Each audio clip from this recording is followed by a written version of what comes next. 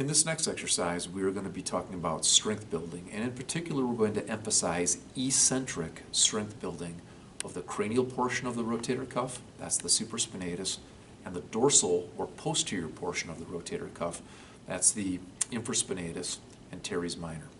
We're going to begin our process of strength building for the cranial and posterior portion of the cuff in a sideline position. Patient's neck supported in mid position. We're going to assist the arm up a little bit with the uninvolved arm. Then we're going to have the patient perform a slow eccentric descent of the arm back down to the side of their body for strength building of the supraspinatus.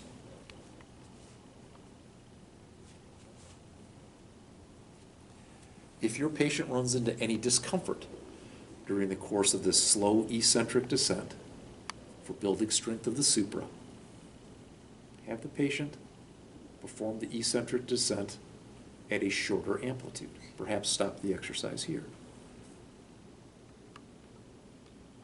Slow descent, elevate back up. Slow descent, elevate back up. We can also perform slow eccentric descents with an active concentric contraction too. A slow eccentric descent with an active concentric contraction. Okay? This exercise is very well suited for a weak supraspinatus and a supraspinatus with tendinopathy. Now let's look at the posterior portion of the cuff. Slow eccentric descent into horizontal adduction. Assist the arm up to minimize the concentric contraction. Slow eccentric descent. Assist the arm up to minimize the concentric. Slow eccentric descent. And then if you want to shift back and forth concentric to slow eccentric descent, that's fine too. Whatever your patient's tendon tolerates, whatever works well for them is the correct way to do the exercise.